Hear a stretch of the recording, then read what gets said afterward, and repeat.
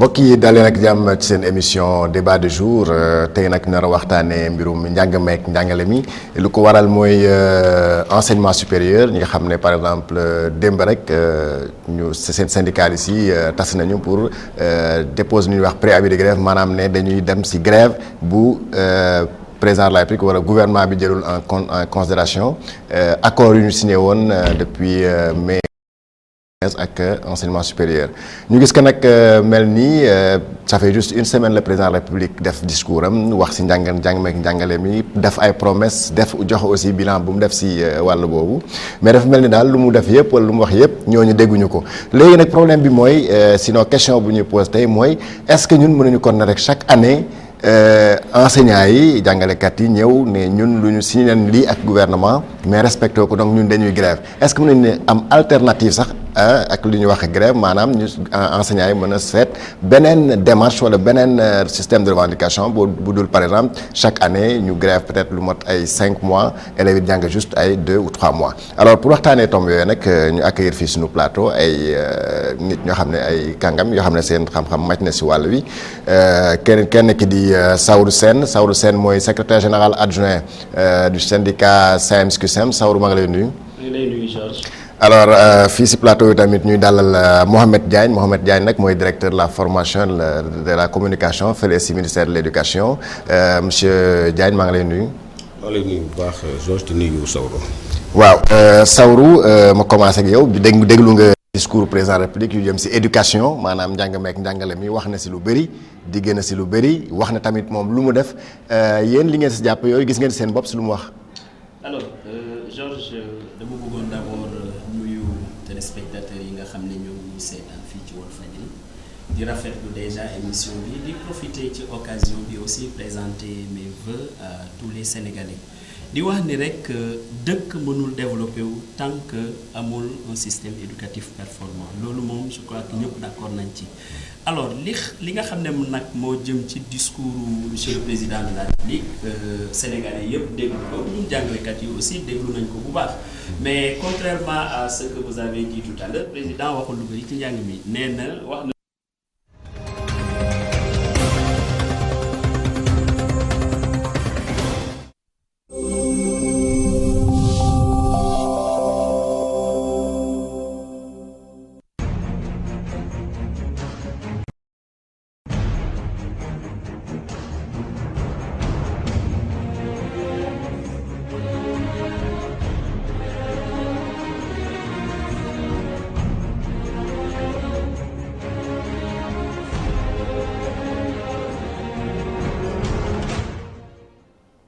Mesdames, Messieurs, bonsoir et bienvenue à votre émission de débat du jour.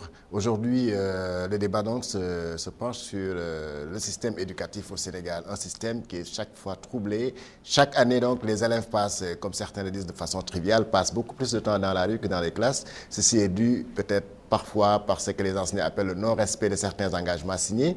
Hier, on a entendu le SAES, par exemple, le ruer dans les brancards et menacer d'aller en grève parce que tout simplement, l'État n'a pas respecté les engagements signés avec donc, ce syndicat. Alors, et pourtant, le 31 décembre dernier, on a entendu le chef de l'État lors de son discours dire que la formation restait au cœur de ses préoccupations. Il a même souhaité une année scolaire, une école viable, une année scolaire stable et paisible et tout. Il a énuméré en tout cas beaucoup de choses qu'il a eu à faire au niveau du système éducatif, que ce soit du secondaire, de l'élémentaire jusqu'au supérieur, et non sans aussi promettre en tout cas de pacifier cet espace scolaire. Malgré tout, les enseignants en tout cas de la maternelle au supérieur menacent toujours donc d'aller en grève, de répéter donc les mouvements. Alors, est-ce qu'il y a au Sénégal une alternative à cette grève-là pour que les élèves en tout cas passent plus de temps en tout cas dans les classes, ce qui est normal, plutôt que dans la rue du fait des mouvements d'humeur de leurs enseignants. Pour parler de ça, nous recevons sur ce plateau deux acteurs donc, du système. L'un, c'est M. Saourou Sène, il est secrétaire général adjoint du syndicat SAEMS-CUSEMS. M. Sène, bonsoir. Bonsoir Georges, bonsoir directeur. Oui, votre vis-à-vis, c'est M. Mohamed Diagne. Il est le directeur de la formation de l'information donc, du ministère de l'Éducation. M. Diagne, bonsoir.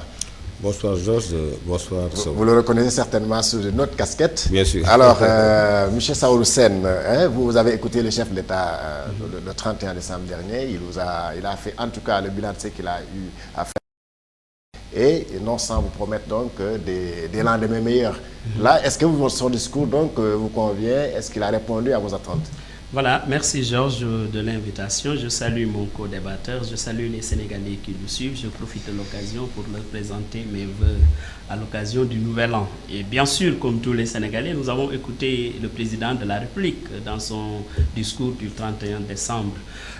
Bien sûr, en tant qu'acteur de l'éducation, nous nous attendions à ce que le président puisse au moins faire l'évaluation de la rencontre qu'il a eue avec le monde de l'éducation.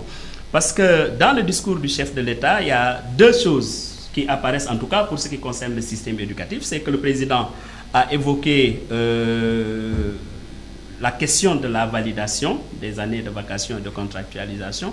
Le président aussi a exprimé son souhait de voir un système apaisé. Mais je dis que pour qu'il y ait un système apaisé, cela a un prix.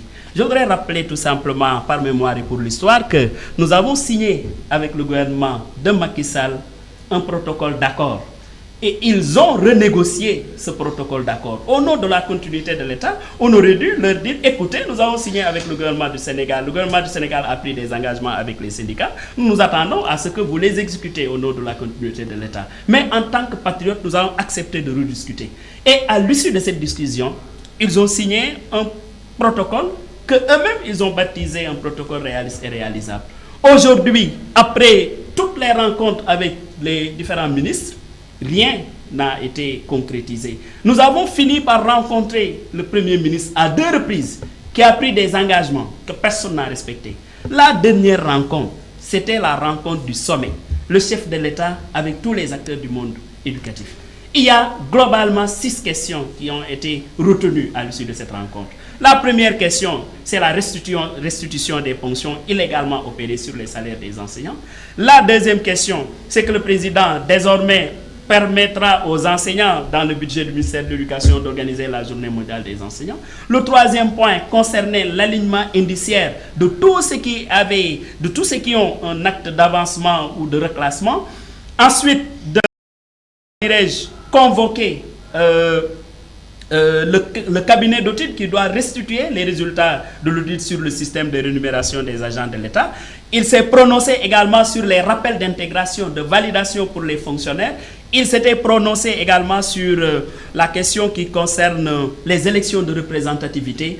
Globalement, sur beaucoup de ces questions, quand je prends par exemple la question des alignements indiciaires, dont une date claire avait été retenue par le premier des Sénégalais, Macky Sall, le 31 décembre, cela n'a pas été respecté. Pour le système de rémunération, nous avons vu que si en tout cas on a payé de l'argent pour faire cet audit-là, c'est peine perdue parce qu'il n'a absolument rien produit. Alors, sur la gestion démocratique, je voudrais rappeler tout simplement qu'aujourd'hui, il ne me démentira pas, il est là le directeur des ressources humaines, enfin de la formation, mais tout le monde sait que les redéploiements vont reprendre de plus belle. Ce matin seulement, on nous a informé déjà qu'on a commencé déjà au niveau de Tamba, au niveau de Thiès, alors que cela n'est que l'expression d'une mauvaise gestion, d'une certaine façon, du personnel en termes comment dirais-je, des affectations. Parce que si, par exemple, à une période bien déterminée, on fait le planning, on a un regard global sur les effectifs, sur les mouvements, on regarde ce qui demande à partir, parce que ça c'est calé dans le calendrier. Alors, si ces affectations ont été faites, moi je ne comprends pas comment en milieu d'année scolaire qu'on puisse encore redéployer des gens. Parce qu'il y a des conséquences, comme je l'ai dit tout à l'heure. Quelqu'un par exemple qui enseigne, qui sait qu'il va enseigner par exemple à Blaise Diagne. Au milieu de l'année, vous le redéployez à Rufisque. Il y a des conséquences au plan social. Parce que voilà quelqu'un qui pensait qu'il reste à Blaise Diagne, il trouve un logement vers Blaise Diagne, il trouve une école vers Blaise Diagne pour ses enfants, vous l'amenez à Rufisque. Ça pose problème. En dehors de ça, je crois que globalement, et comme nous l'avons vu à l'occasion du discours du président, toutes les organisations syndicales qui se sont prononcées, ils ont exprimé leur déception, leur insatisfaction. Qu'on nous considère comme des nihilistes, ce n'est pas important. Ce qui est important pour nous, c'est que nous mettons le doigt sur ce qui ne va pas. Et ce qui ne va pas, c'est que le gouvernement du Sénégal, il faudrait que ce gouvernement apprenne à respecter la nature. Voilà. très bien, Saourou, que le gouvernement apprenne à respecter sa signature. C'est ce que demandent les enseignants, M. Diagne. Oui, je pense que c'est dommage. C'est comme si nous étions le ministère des grèves et des revendications syndicales. En tout cas, les grèves au Sénégal se passent plus dans le système éducatif malheureusement. que dans les Et autres, en tout cas, corps de métier. pourtant, nous sommes en train de construire 200 écoles élémentaires. Le chef de l'État vient d'inaugurer 20 BST, blocs scientifiques et technologiques. Nous sommes en train de construire 5 centres de formation pour les enseignants. Nous sommes en train de moderniser 100 daara. Dans le cadre du PAMOD, nous sommes en train de construire 64 daara. Sans compter les lycées professionnels, les ISEC, etc. Le gouvernement n'est pas, l'État ne fait pas que dans les revendications syndicales. Je voudrais aussi rappeler que le ministère en charge de l'éducation nationale nous est confié. Et à la tête de ce ministère, il y a M. Serigne Thiam, qui doit prendre les décisions, évidemment, sous la vision du chef de l'État. Les enseignants ne gèrent pas le ministère de l'Éducation nationale. La gestion démocratique ne veut pas dire, évidemment, que associer les enseignants. Oui, non. Et que vous affectez vous-même vos enseignants. Ou bien que chaque enseignant, s'il vous plaît, que chaque enseignant se trouve là où il veut. Ce qui s'est passé, moi, dans son discours, et l'intérêt des élèves, aujourd'hui, l'école, c'est la centralité sur l'élève. Pendant que des enseignants sont en surnombre dans des écoles. Ce qu'il dit, je vais vous expliquer le redéploiement. Le redéploiement, ouais. Pendant que des enseignants, moi je viens de Sédhiou, des écoles sont fermées là-bas, des classes sont fermées, excusez-moi, parce qu'il faut d'enseignants. Alors que des enseignants sont en surnombre dans d'autres établissements. Qu'est-ce qu'on fait? C'est l'intérêt de l'enseignant ou bien c'est l'intérêt des élèves qui sont des citoyens sénégalais? Un ministre responsable, qu'est-ce qu'il fait?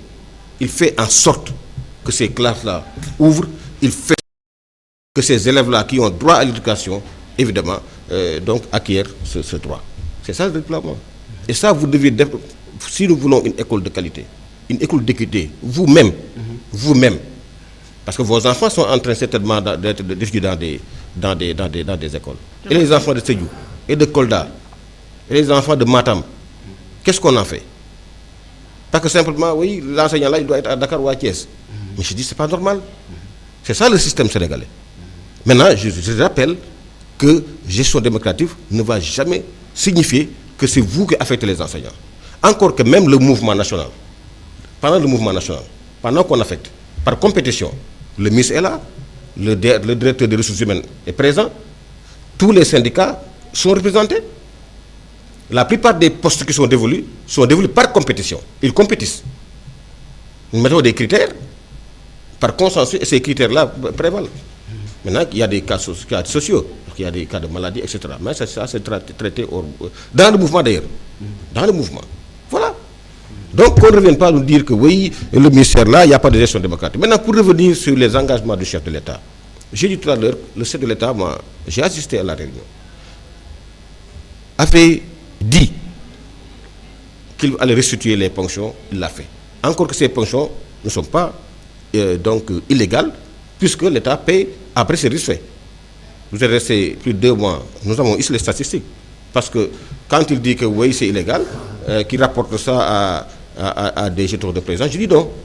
Nous sommes concertés. Le ministre a convoqué, je me rappelle, une réunion avec tous les inspecteurs d'académie. Nous avons les statistiques sur chaque académie. Le nombre donc d'heures dues de chaque professeur, de chaque enseignant. C'est ici dans ma tablette. Mais nous n'avons pas ce temps-là. Et c'est cette base-là que des ponctions ont été opérées.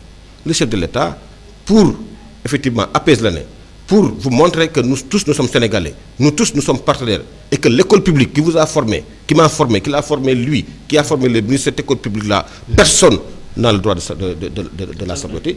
Mais le chef de l'État a bien voulu, comme mesure d'apaisement, donc vous restituer ces ponctions-là.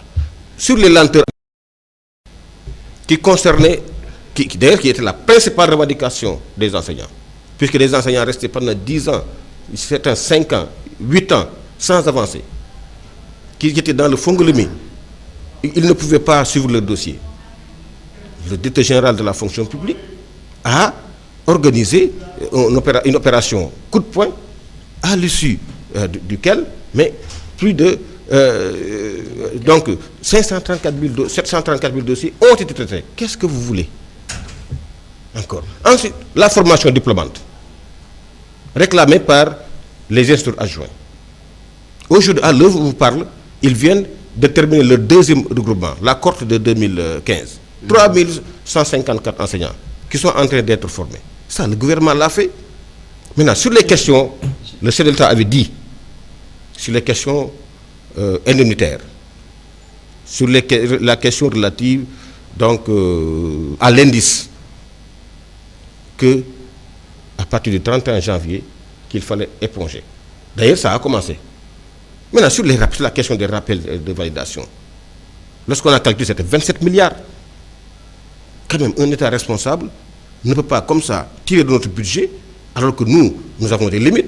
Il y a aussi les critères de l'IMOA, il y a donc le principe de la précaution, de la sincérité du budget. Il y a des choses que le gouvernement sénégalais ne peut pas faire, parce que le gouvernement sénégalais est tenu et surveillé par les partenaires techniques et financiers. Donc, c'est tout ça, c'est encore, pour terminer, que je dis, nous ne sommes pas seulement des enseignants, et les journalistes, et les paysans, et les médecins, et les infirmiers. Qu'est-ce qu'on a fait? Qu'est-ce qu'on a fait? Justement, Saourou, apparemment, comme il vient de... Là où il a terminé, c'est que on a l'impression que les enseignants sont... D'ailleurs, Georges, oui, les Tchekhov là, les Tchekhov, normalement, quand le gouvernement coupe, eux, ils doivent puiser dans les Tchekhov, les syndicats, pour payer les grévistes. Les grévistes, je voudrais ils ne l'ont pas fait. Une chose. Voilà, c'est une question.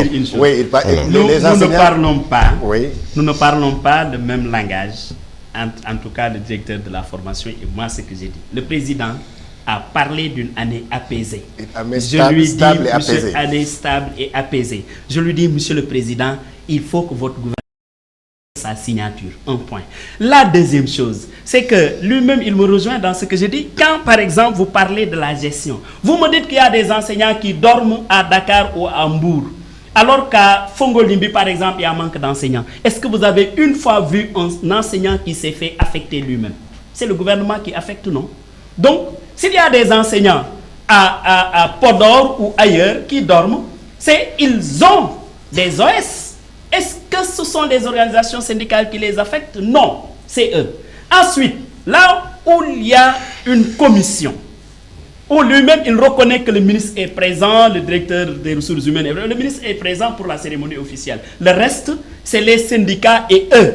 Mais si le travail de planification avait été très bien fait, vous conviendrez avec moi qu'à l'issue du mouvement national, on n'aurait pas besoin de faire des redéploiements parce qu'on aura identifié l'ensemble des postes. Mais parce que ce travail-là est mal fait, que quelque part il y a un surplus et ailleurs il y a un manquement. Et est-ce que ça, on peut jeter la responsabilité sur les enseignants? C'est eux, c'est la gestion qui est mal faite. Et ça, vous le reconnaissez. L'autre élément que je voudrais souligner, c'est, j'ai parlé de ponction illégale. Je dis en administration, il y a une procédure pour couper le salaire. On ne se lève pas un beau jour pour couper un salaire. Si j'ai parlé du caractère illégal, c'est ça. L'agent à qui on coupe le salaire, il reconnaît déjà les jours non travaillés par le biais de la signature d'un papier qui l'atteste. Et c'est à l'issue de ça qu'on coupe. Ce travail-là n'a pas été fait. L'autre élément que je voudrais souligner, c'est que pour les lenteurs administratives, mais écoutez, si le ministère de la fonction publique est appelé à organiser une opération coup de poing, vous pensez que ça c'est normal dans un état normal? Ça c'est irrégulier. Mais parce que où étaient les agents pour qu'on accumule autant de dossiers, pour être obligé de faire une opération coup de poing?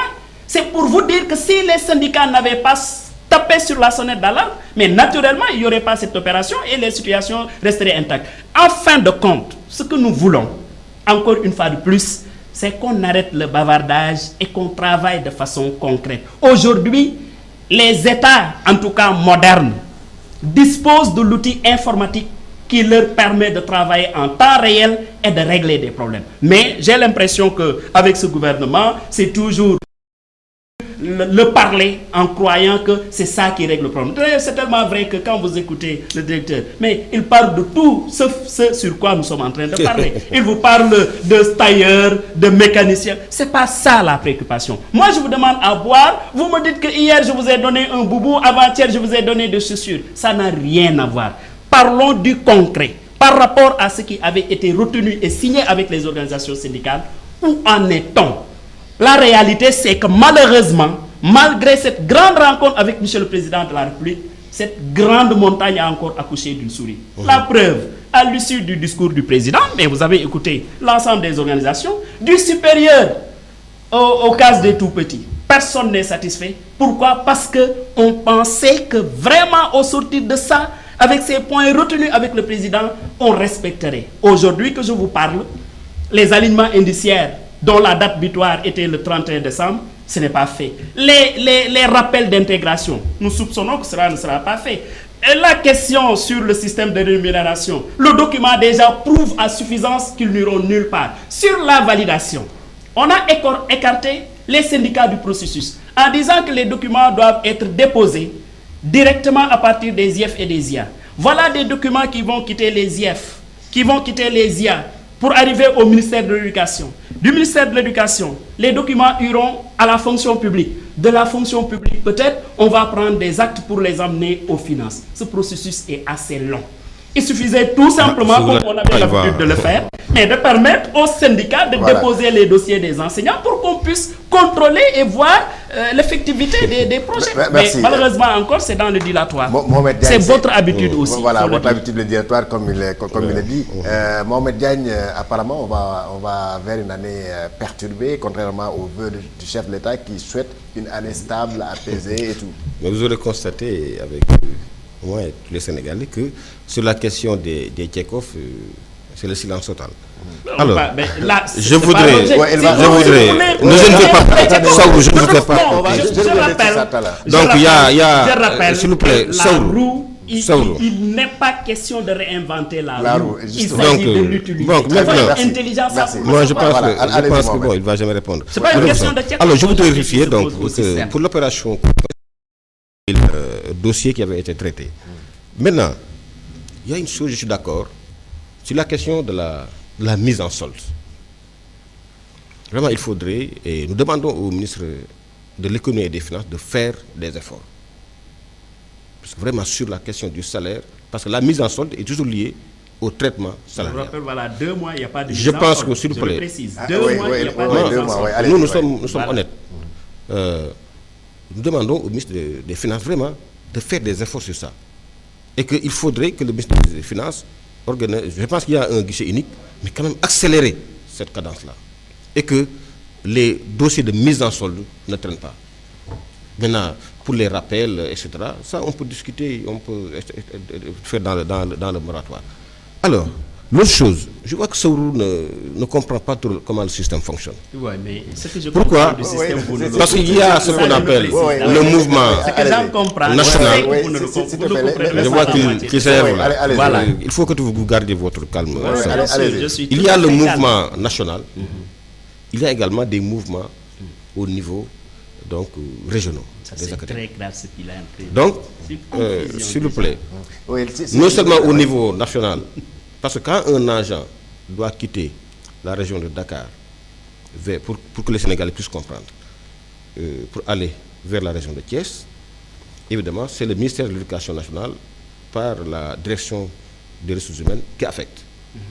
Mais quand, par exemple, un enseignant doit ici quitter une école de Grand Yoff pour aller à Rufisque, ça, c'est l'affaire des IA, des inspecteurs d'académie et des inspecteurs de l'éducation et de la formation. Donc, voilà, encore que tous les postes ne sont pas déclarés. Tous les postes ne sont pas déclarés au mouvement national. Donc, pour lever certains des effets. Bref, dans tous les cas, je dis très bien que la gestion démocratique ne va jamais signifier qu'ils se mettent à notre place pour décider des sorts des enseignants. Alors, mais le respect des engagements. Sur le respect des engagements, encore une fois, moi je ne comprends pas. j'ai dit que le chef de l'État est engagé sur un certain nombre de choses. Aujourd'hui, il y a des milliers d'enseignants qui ont reçu leur acte après 10 ans d'attente. C'est vrai que les syndicats ont poussé. Et ce n'est pas normal qu'un enseignant reste 10 ans sans avancer. Nous sommes d'accord. Mais cette situation-là, on l'a dépassée. Aujourd'hui, ce n'est plus le reclassement. La question, c'est la mise en solde. C'est le rappel. Donc, il y a glissement, on est en train d'avancer. Mais ça, il faut que tout le monde le reconnaisse. Maintenant, je reviens à nos contraintes. Il faut que je précise. À nos contraintes. C'est comme si... Oui, attendez. Moi, je dis toujours... Je te passe la parole après. Oui, c'est comme si, véritablement, on vivait en France ou aux États-Unis. Nous sommes ici au Sénégal. Mais c'est notre ambition. Hein? Oui. Nous sommes ici au Sénégal. Vous prenez une télévision en France ou aux États-Unis qui te fait plus que le budget du Sénégal. Alors, vraiment, il faut être raisonnable. Le chef de l'État, le ministre de l'Éducation nationale, en toute responsabilité, il y a des choses qu'il ne peut pas faire. On ne peut pas aujourd'hui, pour la validation, le chef de l'État s'était engagé, je dis bien, entre 2017 et 2019. C'est très clair. Je n'ai pas dit le contraire. Ensuite, pour les rappels d'intégration, je dis que le chef de l'État avait dit, à partir du 30 janvier, il faudra éponger tous les dossiers en instance. Et c'est très clair. Et le chef de l'État, véritablement, est en train de faire énormément de choses pour l'école sénégalaise. Il faut le reconnaître. Voilà, très bien. Le chef de l'État, comme il le dit, pour le mouvement national, Georges. Et là, il y a une confusion. Et ça étonne que c'est le directeur de la communication ou de la formation de la communication qui le dit. Tout le monde sait que quand il y a le mouvement national, c'est à l'issue de l'ensemble des demandes au plan national que les gens se retirent à Saly pour faire le mouvement national. Tous ceux qui n'avaient pas demandé avant ce mouvement national, ils restent à leur poste. Au niveau maintenant de l'inspection d'académie, il peut y avoir un travail interne, un mouvement interne. Ça n'a rien à voir. Ça, nous le savons. L'autre élément, sur la mise en solde, je rappelle que pour la première fois, depuis une année, je vous dis, nous sommes au deuxième mois sans qu'il y ait aucune mise en solde. Il n'y a pas de mise en solde. L'autre information que je voudrais donner, c'est que vous me parlez du nombre des enseignants. Représente 51% des fonctionnaires, mais qui prennent 12% du budget. Regardez, suivez mon regard.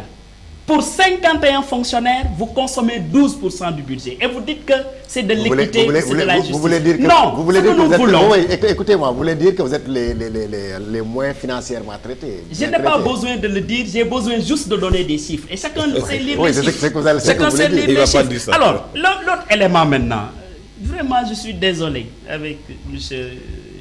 Maintenant, moi, je ne faut pas répondre à ce que Diagne dit. Maintenant, je veux juste poser une question à Saourou. En tant que syndicaliste, alors, il nous a tout à l'heure appelé à savoir raison garder, à savoir comprendre que nous sommes ni aux États-Unis. Qu'il nous aide à avoir raison garder. Est-ce que vous pouvez les aider à vraiment tenir une année scolaire apaisée? Tout à fait, c'est possible.